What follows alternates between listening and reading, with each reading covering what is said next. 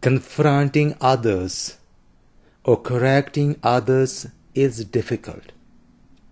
It demands extra strength and extra efforts from a person to confront someone or to correct someone when they are at fault. Usually the normal atmosphere is, I don't like to say anything.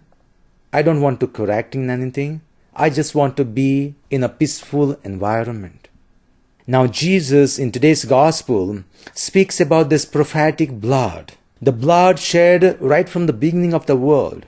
And even Abel is being included in that.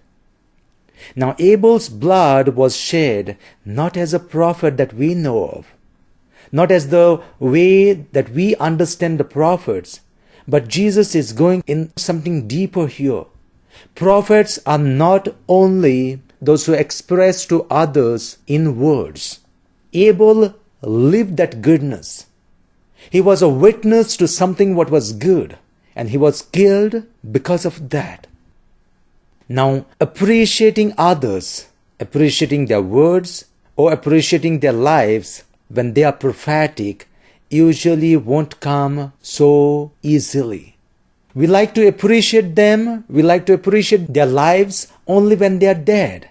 And that's what this Jesus makes us aware in the gospel in confronting these lawyers.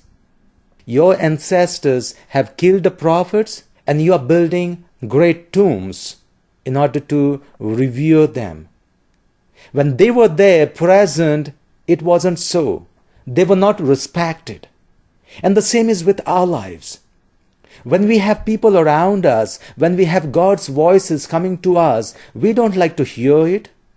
We don't like to hear them because they become a real threat to us. They are not saying or not telling us, not showing us or being witness of the life of what we want to hear. We want to be comfortable in what we are. But they have something extra to give to us.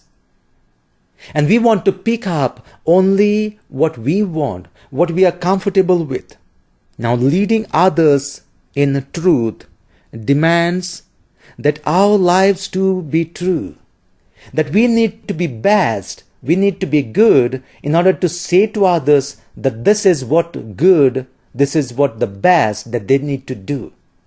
And that would be only the human understanding, the human efforts. So you be good and tell others to be good. But when it comes to prophetic role, you may not necessarily be good at something. But God uses you, God uses your voice to resound His message to the people around you.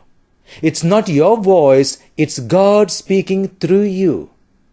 But we need to be willing to give it out. Oh, what will they say? Let them say. And you need to be good after your prophetic message too. It should challenge not just the others, but it should challenge you too to live that life. To live that life what you are preaching.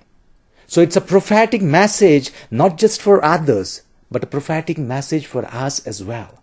And we have seen this in the history of the Old Testament or even in the New, that people are being chosen to deliver a message not because they are good at. They complain, they were hesitant, saying that I'm not good, I'm not worthy of this.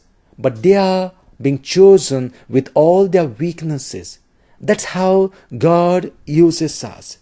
As we ponder on this God's word, as we ponder on these different messages that come to us, maybe to correct someone, maybe to bring about goodness in the people around us, among our friends, we are usually more scared. Oh, I'll lose the friendship. That person would not speak to me as before. You are not going to lose your friend. Rather, the friend may be extra respectful to you. Because you have given up yourself and staked into correcting others.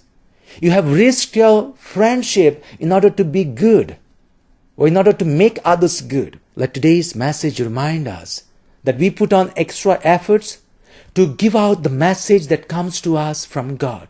That we be prophets to people around us.